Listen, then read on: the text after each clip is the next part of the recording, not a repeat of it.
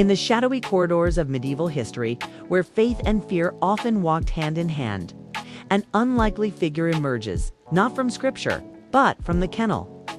This is the story of the sleuth hound, the ancestor of the modern bloodhound, and its peculiar and often terrifying role in the service of the church.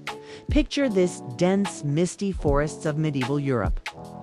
A person accused of heresy or some other transgression against the church is on the run. They believe they've escaped the grasp of their pursuers, lost in the wilderness. But then a sound cuts through the silence. A deep, mournful baying that seems to echo from the very soul of the forest. It's a sound that promises there is no escape. This was the sound of the sleuth hound on the trail. But how did a dog, known today for its gentle nature and droopy face, become an instrument of ecclesiastical justice? The story begins with the hound's incredible nose.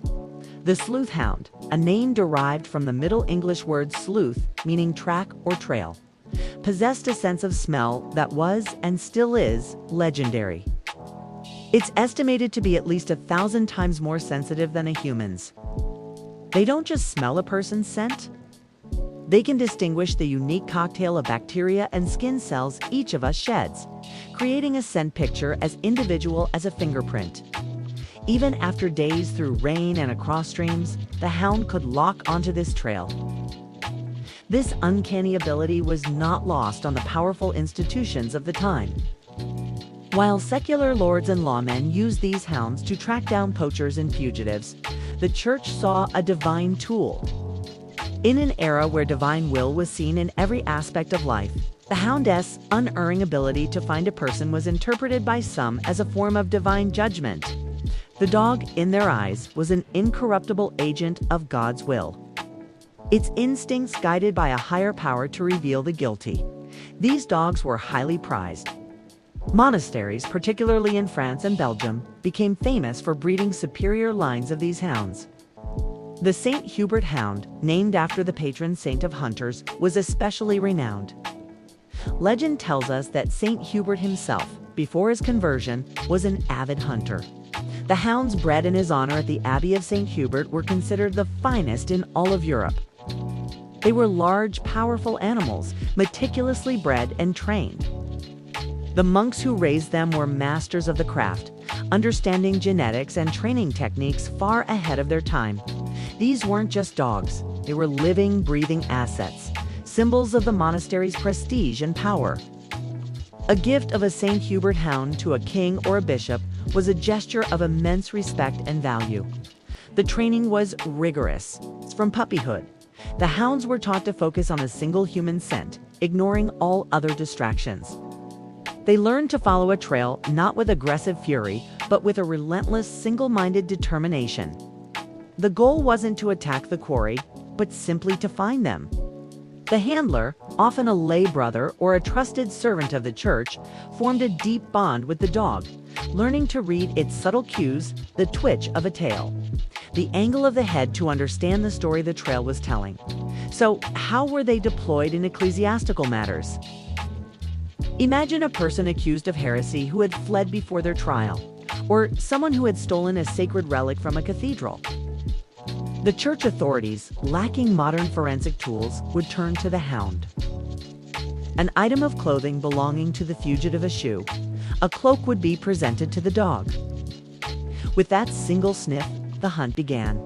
The image of a robed inquisitor or bishop leading a baying hound through the countryside is a powerful and intimidating one.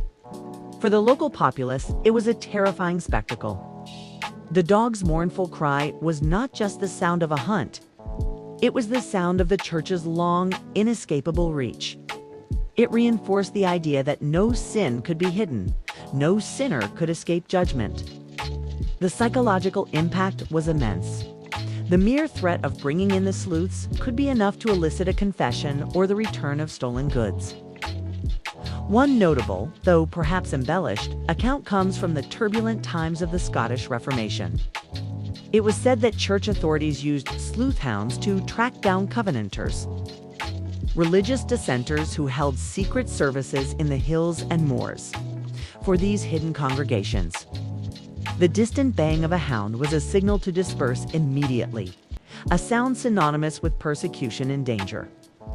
The dog became a symbol of the oppressive power they were fighting against. However, it's important to view this with historical nuance. While the hounds were indeed used as instruments of control, they were also seen as a legitimate, even scientific means of investigation at the time. In a world without DNA evidence or fingerprinting, a dog that could unerringly follow a human trail was the closest thing to a perfect detection tool. Some legal texts from the period even discuss the validity of evidence provided by a hound, debating the circumstances under which its testimony could be accepted in a quasi-legal context. It was, in a way, the very first form of biological tracking used in law enforcement. The use of these hounds for manhunting also raised moral questions even back then. While the dogs themselves are just following their instincts, the purpose for which they were used was often brutal. The fugitive, once found, faced interrogation, torture, and often execution. The hound was the first link in a chain of terrifying events. As the medieval period gave way to the Renaissance and the Enlightenment, reliance on such methods began to wane. The legal systems became more formalized, and the idea of a dog's instinct as divine proof fell out of favor. The world was becoming more scientific, more rational, and the sleuth hound's role in justice became a relic of a more superstitious age. But the dog itself did not disappear. Its legacy continued. The sleuth hound evolved into the modern bloodhound we know today. Its name, Bloodhound, doesn't refer to a thirst for blood, but to its bloodied or purebred aristocratic lineage, a direct nod to its carefully managed breeding by monks and nobles. And its incredible talent remains. Today, the Bloodhound is a hero, not a terror. Police and search and rescue teams around the world rely on these dogs for the very same reason the medieval church did: their unparalleled ability to find people. They no longer track heretics for an Inquisition, but instead find lost children, missing hikers, and vulnerable adults who have wandered from safety. The mournful bay that once struck fear into the hearts of fugitives is now a sound of hope for desperate families. The story of the sleuth hound and the church is a fascinating glimpse into the medieval mindset. It's a tale of faith, power, fear, and the remarkable abilities of an animal that has been our companion for millennia. It shows how the same natural gift can be interpreted and used in vastly different ways depending on the beliefs and needs of the society around it. From a divine instrument of judgment to a modern-day lifesaver, the sleuth hound, the noble bloodhound, has followed its nose through the pages of history, leaving a trail that is as compelling as any it has ever followed. Thank you for watching.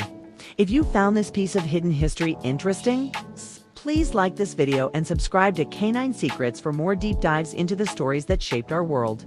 See you next time.